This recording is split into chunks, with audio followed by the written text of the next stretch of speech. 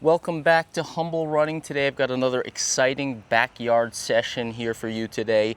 As you can likely tell by the range of shoe models in front of me on this table, if you're new to the channel, new to Humble Running, I do these backyard sessions from time to time. Occasionally I'll do a Q&A, no question and answers. This time I'm just gonna go through a bunch of new and exciting models that I have in for test. As you can see, most of these are a little bit dirty, so I am in the process of testing all of them, with probably the exception of one. I also want to get to some fit and sizing discussion for some key models, new releases that are just on the horizon, and a couple of fit and sizing things that I want to talk through based on some comments I've seen in previous videos. Again, if you are new to the channel, I kind of do this off the cuff here. We are just out here in my backyard talking shoes. I didn't bring my laptop out here today. You could probably screenshot this if you want. I wrote down some essentially just numbers here, specs, things like that, so I can give you the right numbers as I'm talking through each of the models in front of you today. But I don't have any script, nothing like that. This is straight off of my experience testing, my impressions out on the run, and bringing that to you straight live, not exactly live, but from my backyard off the cuff here today. So what are we going to start with? This is going to be in no particular order, by the way. We'll save maybe something interesting for the end there, but looking at the table in front of me, let's start with one right in front of you. This is the INOV8 Trailfly Pro. This is a super exciting shoe, game-changing shoe, I would say, for INOV8 and probably even for the trail running market. Full TPEE midsole here. I've got a couple of runs in this. I actually ran in this just last night. Fantastic shoe. INOV8 has their kind of standard foot-shaped anatomical toe box here. I do want to get confirmation as to how this foot shape and width compares to some of their other models. I know they sometimes have regular fit, standard fit, wide fit. I believe they're just going to have one width in this one, and it is quite foot-shaped here. So I want to get that out of the way off the bat here. The main thing with this shoe in my first testing is these, I believe they call it MetaFlex grooves right over here. This shoe flexes so easily at the toes. It really enhances the feel of that anatomical toe box because you feel like the toe is flexing so easily, especially when you're climbing. I was running kind of flats and rolling terrain initially, and I was like, ooh, this TPEE feels really good. But then once I got into a couple of the steeper rolling hills and even steeper climbs, I was able to like really get up on the toes so easily, and it was almost like a magical feel of flex up front in the toes. So super exciting shoe from INOV8 here. They've got their boomerang insole, but this is also a TPEE insole. As you know, INOV8 was an innovator with the boomerang beaded TPU insoles here. They're still calling this boomerang, but it is a TPEE insole here, same as their midsole foam. You got their graphene outsole, of course. You're going to get tons of durability out of this. What I see as a key thing about this shoe is typically when you have those barefoot anatomical models, a lot of times you have to sacrifice cushion, comfort, dynamism of ride. This is something entirely new here because you really do have, with that wide toe box, with that MetaFlex up front, you have such amazing feel under the forefoot, and especially in the toes, being able to spread out and also adapt and also flex, as I talked about when climbing. But now you've got the TPEE foam in the mix here, and that is a key here for me because a lot of those anatomical shoes, foot shape, natural, whatever you want to call it, a lot of times you're sacrificing a dynamic ride. They don't have quite the same energetic foams. This one here, you get all that feel, all that flex, all that toe splay, everything you want in this style of shoe, but you're also getting that dynamic TPEE ride here. It is very bouncy, very energetic, and it's a very interesting feeling out on the run to have your foot feel the ground, your foot flex, but also feel like it's quick, feel like you're getting off the ground quick. The TPEE is really responding when you put the power into the ground. So loving the shoe from INOV8. There's a few key features here. They have an offset heel counter, anatomical heel design here. This one is set a little bit further back on this side, and this one's set a little bit forward to match the natural shape of your ankle bone. Couple of other key features here. just the overall lightweight, I would say. This is a US 10 EU43. I've had problems with INOV8 sizing in the past. I have the Trailfly V2, that blue model. I went for a hike, got a little bit of a heel blister. I've been reluctant to wear it, but my foot felt a little bit like misaligned in the shoe. Like it was kind of like pressing into this side of the shoe, and I had too much space on this side. They've talked about fixing the alignment, the last of this model, or just maybe adjusting it, I should say. And I feel perfectly aligned inside of the shoe. So if you felt like your foot felt a little weird in an INOV8 shoe in the past, it's a lot better, and it feels great in this model here. So 8.4 ounces, another thing I wanted to highlight, 239 grams, stack height 3428. I did measure and confirm that. So 3428, not super max stack as some of the other models I have here on the table, kind of mid-range here, but 28 under the forefoot for a natural feeling shoe is a great number. And again, super responsive here. I wrote down a comp here, don't have it in front of me, the 005. People have asked me about it, and I do think that is a legitimate comp, not just because of the foam, both having TPEE foams. I have to say, this one feels just as energetic as that Arnatel TPEE. There's a different feel underfoot with all the flex and stuff going on. I'll probably will do a comparison between those two shoes at one point, but I did note down the weight. 8.4 ounces here, that 005 in my US 10, 8.5 ounces. So this shoe is actually lighter. A lot to look forward here with this INOV8 Trailfly Pro. So keep an eye out on the channel for the full review on this one, and definitely some comparison testing on the way. Moving across the table here to another anatomical type fit model. This is the new Wander model from Keen. As you know, I have reviews of both their Seek and Roam models already on the channel. Seek has that supercritical performance foam. Roam is more of your standard trainer. A little bit softer, I found, a little bit comfort materials, more so around the foot to give you that kind of plush feel compared to the more, I would say, not necessarily racy, but the more dynamic ride of the Seek. Wander is altogether something different here. So if you had those models or you really like those models from Keen, this is going to be different. Lower stack, you've got a rock protection plate in the mix. This is a model that's focused on, I would say it's a mix of both running and hiking and casual use. When I pulled this one out of the box, I was really kind of inspecting it. I was looking around that there's obviously, you could probably tell, there's a lot of different elements to the upper. It's all like a singular mesh, kind of layered elements on top of each other here. You got a nice wide toe bumper here. Check out the outsole there. Keen all-terrain traction. I was inspecting this and I was like, wow, it just seems very high quality. The materials here, the way everything, even the K here is stitched on here, the engineered mesh just looks, it looks really nice, really high quality, and I just love the overall look of this shoe here. It just looks very streamlined, but you are low to the ground. Checking my specs here, measured 25 at the heel, 21 at the forefoot. So you've got an EVA midsole foam here. It's on the firmish side. There is a 2/3 rock protection plate underfoot here. And again, 25-21, that's not a lot, especially under the forefoot. So if you are running in one of those Seek or Roam models, you may be used to a lot more cushion underfoot.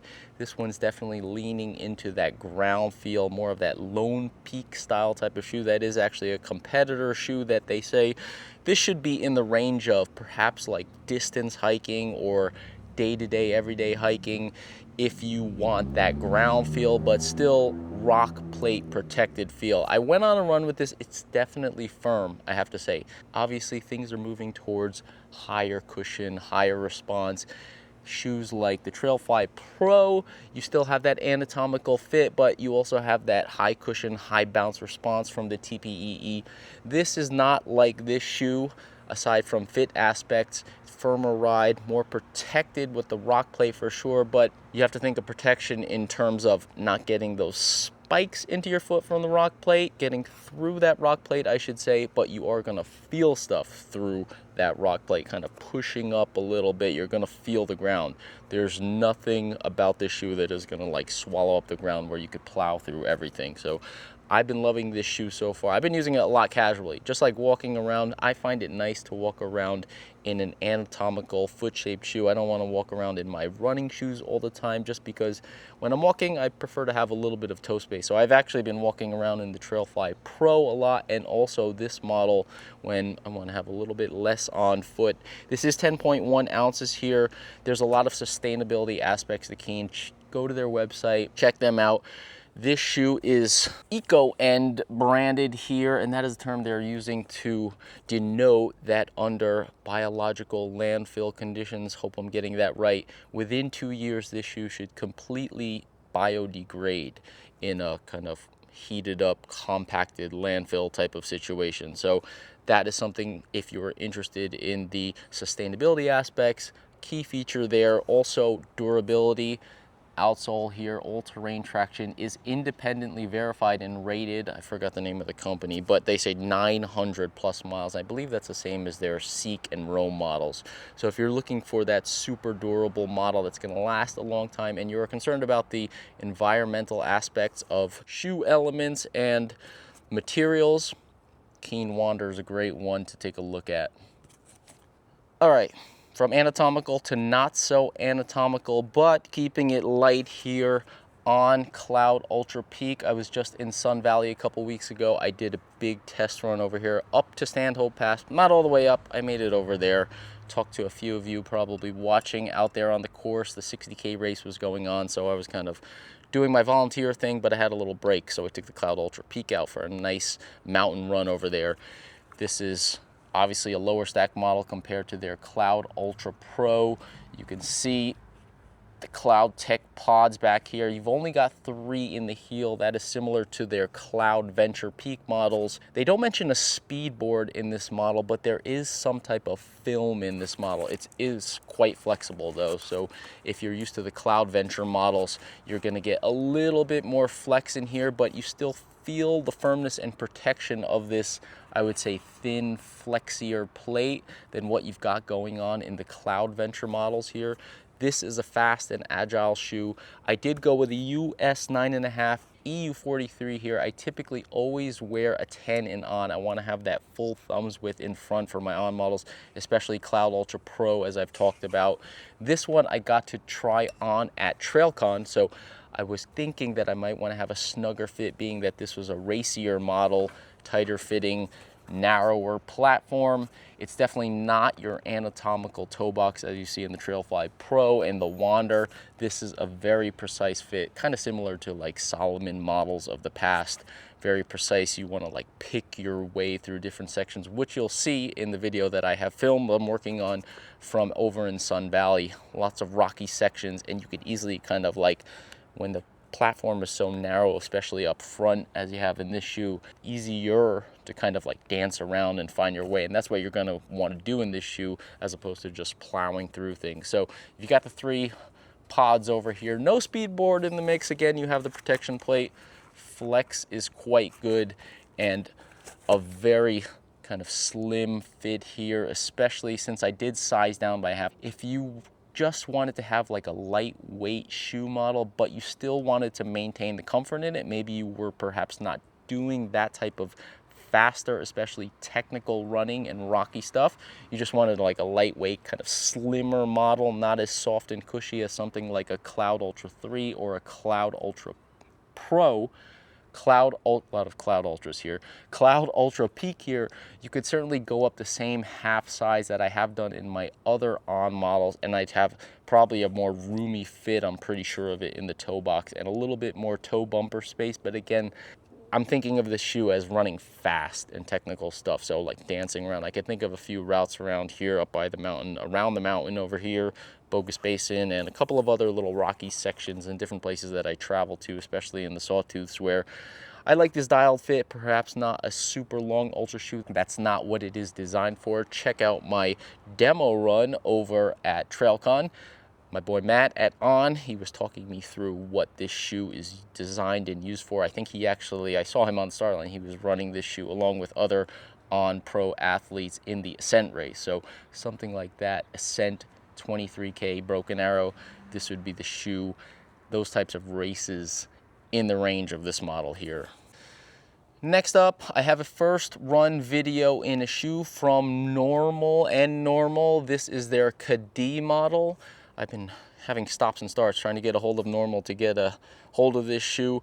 Finally got my feet in a pair and I'm liking it so far. One thing I was surprised to see in the comments from that first video and also some of my Instagram posts is I saw the word like brick in there. Some people thought it was brick-like, or maybe they heard it was brick-like, but on the run it felt better.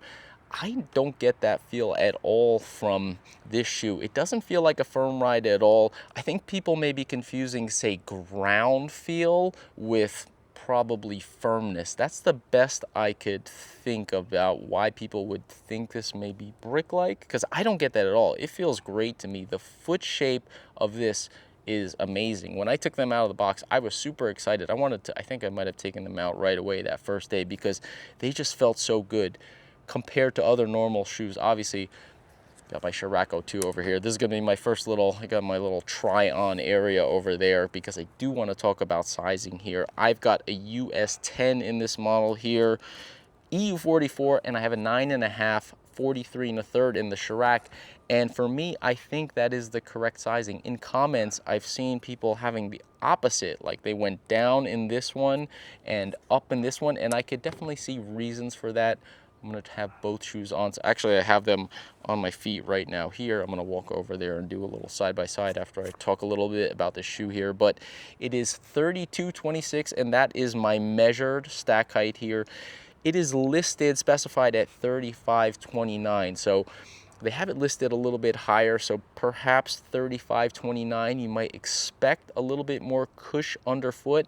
I've got it 32 at the heel, so that again puts it at 32.26 under the forefoot. 26 under the forefoot is solid, but it's not like, once you get closer to 30, that's the range where it would feel just like super cushy throughout the entire bottom of the foot, and you would notice that softness more so than the ground.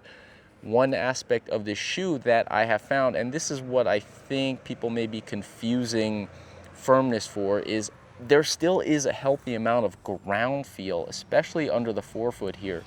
It's a supercritical EVA foam. I believe it is the same foam that they have in the Kjerag 01, but obviously there's more of it here. It's more spread out. You have a big tail here similar to the Tomir model, but also it just kind of flares out on the side here, something that you don't see with the Kjerag model. So similar or same foam as that Kjerag 01, just more of it, but it's not a dynamic, bouncy, crazy kind of foam. And I just find that under the forefoot, being that I have it measured a little lower, 26 under the forefoot, I get a lot of ground feel under the forefoot. But again, with that stack height, it is a healthy kind of protective ground feel. I just don't feel that bounce and energy off the ground like more dynamic foams. And I think that's what people's perceptions these days may be shifting with trail shoes. Like they feel certain shoes have that bounce in it and they kind of think, oh, that's what cushion should be in every shoe. And then you get a shoe like this that is just protectively cushioned but not necessarily dynamic and bouncy kind of ride, and they think, well, that's probably firm, when in reality I don't think it is. Like this shoe right here, dynamic, bouncy, Tecton X4, of course, and Trailfly Pro, I've talked about. TPE is great there.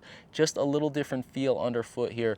It's more of a cruiser shoe, obviously. Check out my first run video in this. I talk through some of the details. I pull over, do a little close-up. Comfort materials all around here. Totally different than this Kjerag 02 model in terms of the amount and volume of materials inside this shoe that are focused more so on comfort rather than being the most absolute lightweight that you can get for, say, racing, which is what you got here with the Kjerag 02. So numbers here, 10.7 ounces, not a crazy number. That's pretty solid for a training shoe. But of course, if you're thinking about the Kjerag 02, you got 8.5 ounces here, but you do have a lot lower stack height here. I've got these measured at 27.21, which is in line with their specification, 26.20. So I actually have these a touch higher than their spec, and these are a little bit lower than their spec. Let's go over there and try them on. All right, you can see behind me I have a pile up of shoes and stuff. I wasn't sure. Again, this is all off the cuff, aside from writing down the numbers and stuff, so I didn't know exactly what I'm going to try on today. But here we've got the Kjerag 02 and the Cadi. Let's talk about sizing here. I've got a US 9.5, EU 43 and a third in this Kjerag 02, and I am quite comfortable in this. Check out my video from Broken Arrow. I ran the Ascent and later the 23K in this shoe. I've got about, let's check them here, edge of my big toes right here. I'm calling this 2/3, about 2/3 thumbs width. Plenty of space, great for a model like this, which I see as a short to potentially mid-distance racer. I don't see this as, like, say, a 100-mile shoe, despite what Killian may run in it. In that case, I would want to have maybe a touch more. I would definitely want to have a full thumbs if I'm running 100 miles in this shoe, but I'm not running 100 miles in this shoe with this snug fit and 2/3. Just about perfect for me. Heading over to the Cadi here, I've got a US 10 EU 44, so half US size up, 2/3 EU size up. Let's check my thumb seat, showing for demonstration, front of my thumbs right here. It's about the same 2/3 here. So I've gotten comments that people are running this shoe bigger than this one, or sizing them, having a, say, that would be a 10 in this one and a 9.5 in this one. That is not my experience right here, and I think it may come down to, say, foot width, foot volume. I could see in the Kjerag 02, if you have a higher volume foot, a wider foot, perhaps this toe sweep comes into play as well.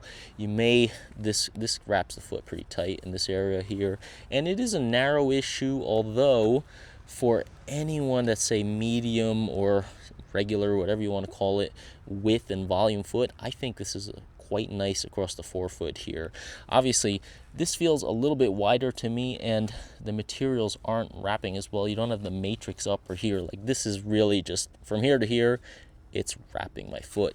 Here you've got a little bit more softness in there. They do have these kind of gillies here and little, like, straps. You can see that purple strap in there, and on this side those are kind of strapping the foot here, whereas this, the entire matrix upper is wrapping the foot. So a little bit more comfort here, and also in the toe box you have a liner on the inside there, and this outer mesh just a little bit more comfort oriented. But in terms of length, I've got these are fitting exactly the same. Again, I'm a half size up, US 10, 9.5 here. So if you are like a medium width volume foot, that's what I would go with. Perhaps, again, I was saying, if you have a higher volume foot, a wider foot, I could see you wanting to size up in this model. For me, 9.5, which I call my true to size, it's just perfect for me. Again, Broken Arrow, I raced the Ascent and the 23K. I had done the 46K in the middle in the Kip Summit race, got some kind of heel irritation in that model, so I actually went back to this shoe for comfort for the third race, which was the 23K. So again, I'm totally good on sizing here. I would not want to go with a 10 in this model, and I would not want to go with a 9.5 in this model. I'm definitely at 2/3. If I go down to a 9.5, I'm going to be really close to this bumper here. So you can see, I mean, this is as best as I can demonstrate here.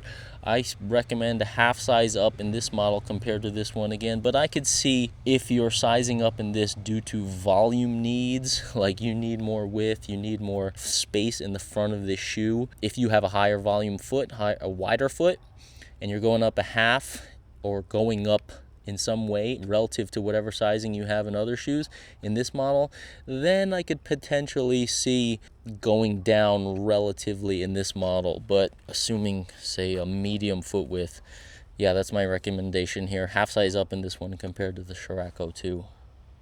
All right, we're back. Let's take a look at the shoe that is the cleanest here. And in fact, it is the cleanest because I have not run in it yet, and I'm going to talk about why. This is the Hoka Tecton X4. Quick specs here, US 10 here, EU 44. I've got 9.7 ounces, 276 grams. I have a pair of the X3s here. I'm gonna try these on side by side.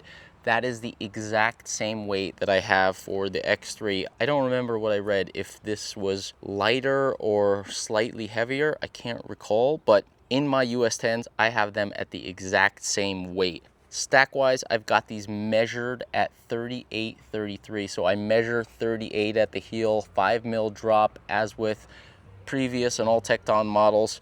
X3, I have those measured at 35, 30, and I did just confirm that as I was measuring them side by side. I think they kind of compacted a little bit over time. They feel a little bit closer to the ground.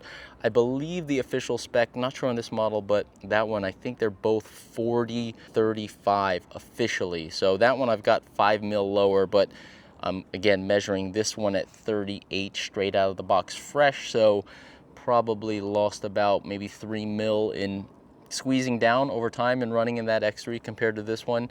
Want to look at key features of this model. They changed the lacing here. So instead of having upper gillies here, you've got more traditional eyelets over here. And I think that is a huge update. The thing with the X3 and the thing that others have run and I have found myself, the fit wasn't as secure as I would like it, and I think it was due to having those gillies throughout. You have a booty setup, of course, on this one. I love the ankle gaiter, by the way. Just absolutely love it. Best in the game. But with the gillies throughout in the X3, I just felt like your foot was in there and it wasn't getting kind of like held down from the sides. You didn't have that secure feel. I know people are fine with it. I know people love that shoe, and I think there's obviously advantages to the cushion, the parallel carbon plates, the gaiter, of course. I mean, it's a great shoe no matter what, but I feel like that was a little tiny thing that they could have improved upon, and it seems like they have with this model. I've tried this one on, haven't run in it, but I feel like these give you that more traditional like squeeze from the side where you're gonna get a much better midfoot hold. By the way, they did add that second eyelet over here, but with this updated eyelet setup here, just trying them on and feeling them out, I'm pretty sure I'm not going to use that at all. I had a model that I got from REI of the X3 on the used rack, and I had experimented with like punching a second eyelet somewhere in the side. Somebody had recommended that to me to try to get a better foothold, ankle hold in that X3 model. And trying these on, I actually don't think I need it. The eyelet setup here just gives me such a better wrap around the middle to upper section of the foot that I don't see the need for this one, but it is there in case you need it with this setup. So I think this is a great design. I feel like this model and the Brooks Cascadia Elite are kind of like leapfrogging each other in terms of design. Like the Cascadia Elite was so close to the X3, but they have an eyelet setup that worked a little bit better. They added more cushioning on the interior of the heel, and that kind of like notched it above, or at least in terms of the design elements, put it a little step above the X3. And now Hoka's matching that here with this eyelet setup here. And coming back to the padding inside here, they've improved the bolstering around the heel here. X3 had like kind of smaller side bolsters only on the side here, and I felt like heel hold was another aspect.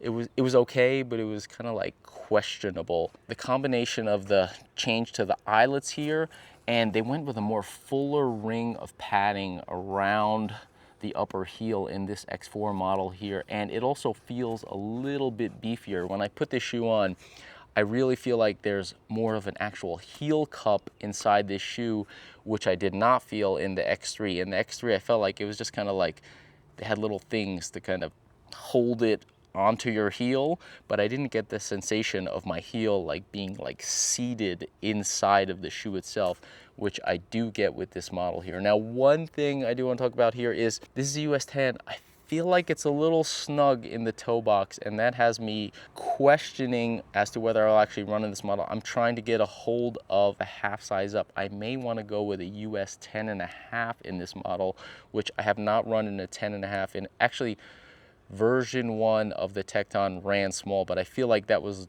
a known thing, that orange one. That one definitely was a little bit shorter compared to other models and the rest of the Tecton line. I guess that would be 2 and 3. So I did have a 10.5 in version 1 after running quite some time in a US 10 in version 1. But this one, I don't know, it has a little bit, something about the shape up front, something about the taper. It just seems a little snugger in the front of the toe box. And I do have my eyes on a potential 100-mile race, trying to make a comeback here to racing in the fall, at least come back to those types of distance racing. And this would be, being I have a history of doing well and, you know, having no issues with Tecton models in the past. It's been my go-to 100-mile shoe for a lot of the races I've done previously.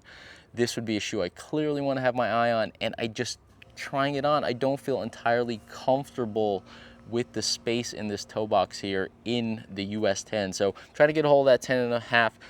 Let's try them on. Let's see with these gillies here as I'm trying. I just feel like it's I don't know, it's putting pressure in a different way than this model with the eyelets here. I feel like it's just a little bit more like squeezing the foot than securing the foot. It's kind of hard to describe, but I just don't, I feel like, obviously I'm just standing still right now, but once I get in like rocky and uneven terrain, I just feel like I'm not getting held well with this lacing setup here. And again, you could maybe able to tell the outlines here with the dust. You just have it like from here to here, and it's the same on the other side. There's like a little ring of cushioning, and I feel like that's just like to like orient your foot inside the heel, but I don't get the sense that it's like I'm sitting in there. Yeah, like this feels, it just feels better. They did not add padding over here though. That's one thing. I think they would have wanted to add a little padding over here, but that's an odd thing about the X3. They don't have padding there either, but I never felt any lace bite. So I'll have to test it out in this model, but I'm not too worried about it. But you would think you would add a little cushioning on the underside. Maybe it may be difficult with this knit, but again, with this eyelet setup, I feel like it's more like getting my foot from the sides, like a traditional upper. It just feels like this whole part of the foot, it just feels better. Like it feels like I'm dialed and secure here, with at least in the forefoot area, like there it allows your foot to kind of spread out a little. Let's take them side by side here. It's visually, it's kind of hard to tell. I could kind of see that you may not be able to see too much. It does seem like this vamp is a little thinner, and I do have some like puckering over here in this upper here. Again, I don't have a high volume foot, but you can see how these laces here, even in this 10 here, the lace throat is narrower here. With this eyelet setup, it's a little bit wider, and perhaps it's not just the eyelet, perhaps it's just the fact that they widen it out a little. I always feel like that's better when the throat becomes narrower because the upper wraps too much over the foot. I feel like it doesn't give as secure of a fit. When it's a little wider out here, you see like this is wider, this is narrower. I feel like that always gives me a better fit despite whatever else is going on in the upper. So I just feel great. This whole area of the shoe feels great, but the front of the toe box here, I don't know, it just seems, maybe it's more flexible in this model. It feels like I've run plenty of miles. I also don't have a full thumbs width.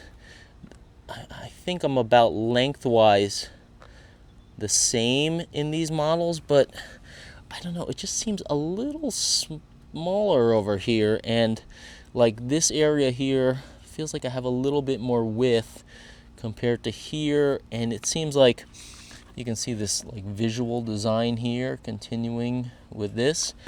It seems like that part kind of comes a little shallower, which is like the front edge of these small toes on this side. And just I've been doing these try-on testing with my Run Anatomic socks here, which is a thin sock. It's not a thick sock. I think I had tried this on with a more medium thickness sock here, and I definitely noticed it more. It just, I don't know, like the combination of this kind of width, and it seems to angle like this a little bit more over the small toes compared to this one. It seems this one, it just feels a little bit wider, like just a hair, and it doesn't seem to, I don't know, again, it's hard to tell visually, but just the feel inside the shoe, I'm a little nervous about this in a 100-miler. So, you know, when you try on a shoe, you can really feel what you think about it, especially if you have a lot of experience running those longer distances. I'm kind of like, oh, I don't know. I'm almost feeling it now, and certainly 15, 20 hours into a race, it could be problematic. So I'm going to try to dust these off, but I might exchange these and try to get a 10.5 here, but we'll see. Okay, last but certainly not least here, well, one quick thing before that, as I'm talking about what I'm testing right now, I've got these monster Mount Coast C1 here. I think this is the Zeg Elite outsole here. I got these resold over at TrailCon.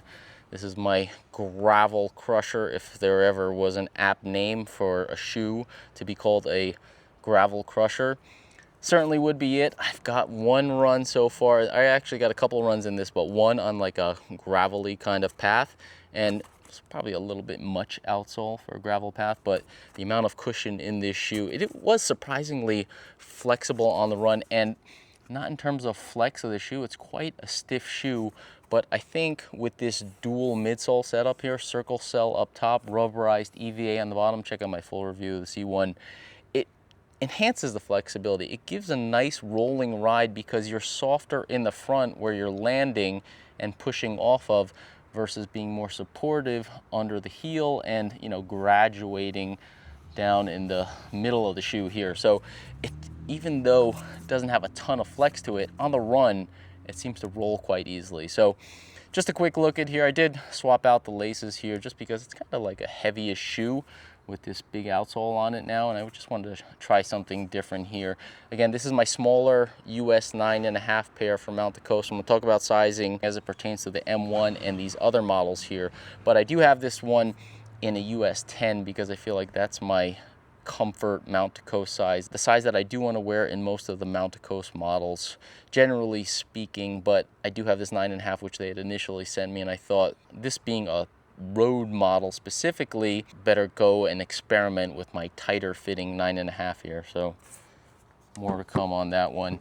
But let's talk Mount Coast M1 here.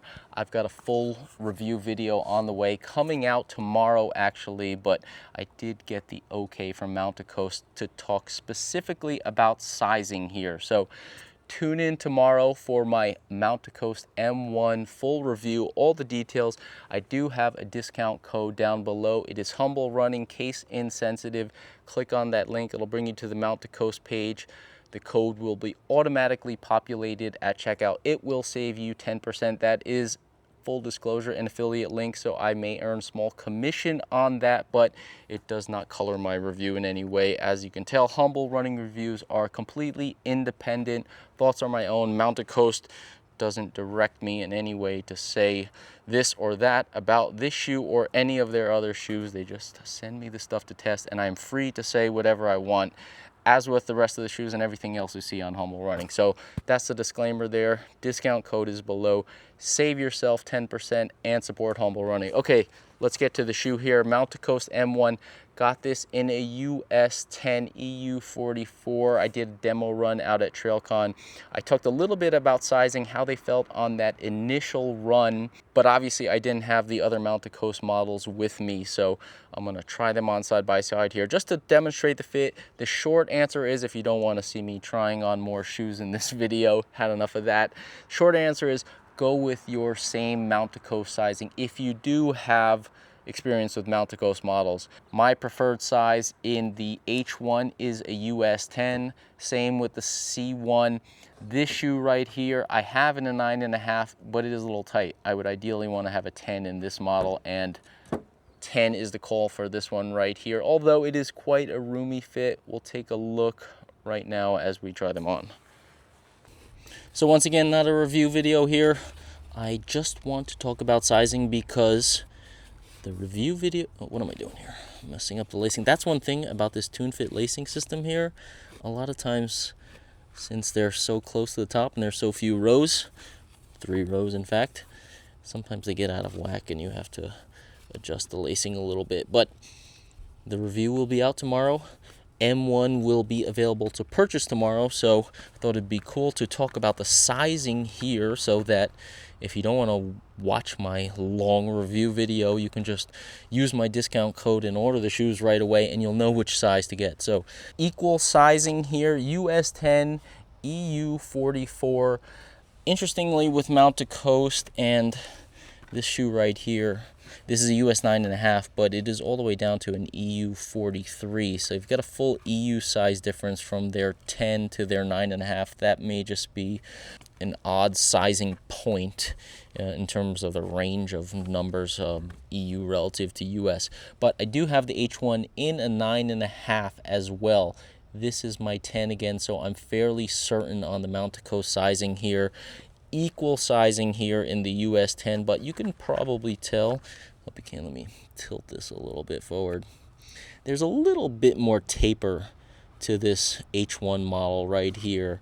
Lengthwise exactly the same. I've got about a full thumb's width here. I got about a full thumb's width here, same. And when I did have that 9.5, or I still have that 9.5 actually, I actually run the 9.5 without insoles, the H1 9.5, because I was getting, talking about slight taper to this model compared to the M1, I was getting a little bit of pinky side rubbing. I also think there's a little bit more of a toe rocker in this one, so a little bit more tapered, a little bit more toe rocker. The 9.5, I was noticing a little tightness on the pinky side here. Not so with the M1 model. So I've got the 10 here. Again, I'm thinking of this as like a 100-mile shoe for sure. It absolutely is. So I would recommend sticking with that 10, making sure you've got that full thumbs width. You may go 9.5 true to size, and I think you'd have a better time than the H1. So if whatever sizing I'm talking about here, I'm talking about feeling a little bit tight on the pinky side in my US 9.5, which I call true to size. If you wanted to go with a 9.5 in the M1 model, I think it would be okay because the rounded nature, it's just so round over here. This one is slightly more tapered, and if we take a look, put the T1 in the middle here, this is their most tapered model. It is very almost pointy at the front, especially this being a 9.5 compared to the two models I have here. I really should have this one in a 10, but I don't. But it's definitely pointier, the most pointy of all these models. But compared to these two, I think you could go with a 9.5 true to size in this one. You just have a little less toe space in the front of the toe box. And I wouldn't recommend that, but it may depend on your foot volume and all that kind of stuff. And if you're obviously racing 100 miles or something extremely long like that, I think that is what this shoe is designed for. But at its weight, it certainly can be like an all-around training shoe. So then you could go true to size here and you'd have a little bit snugger fit, but it would be just fine. So again, in summary, I recommend going with your same mount to coast sizing here in this M1 compared to their other models, but there's probably room to go true to size or a little lower due to the nice shape here in the front of the toe box. So that is all I have got for you here today. I hope you enjoyed this little backyard session. Key fit and sizing comparisons here, especially as it relates to the Mount to Coast M1, which again will be out tomorrow. Check the link in the description down below for my 10% discount code. I will probably do the next one out in the backyard will be a Q&A session, because with all these fun shoes out to test and this video here, M1 upcoming, testing of the X4, Tecton there, INOV8 shoe, I'm expecting a lot of questions. So throw me some good ones, and next time you see me out here, we'll do some Q&A. Otherwise, I will see you out on the trail in that M1 review, which I hope you will tune into tomorrow, and other upcoming reviews of all of these awesome shoes on the table right here. Thanks for tuning in.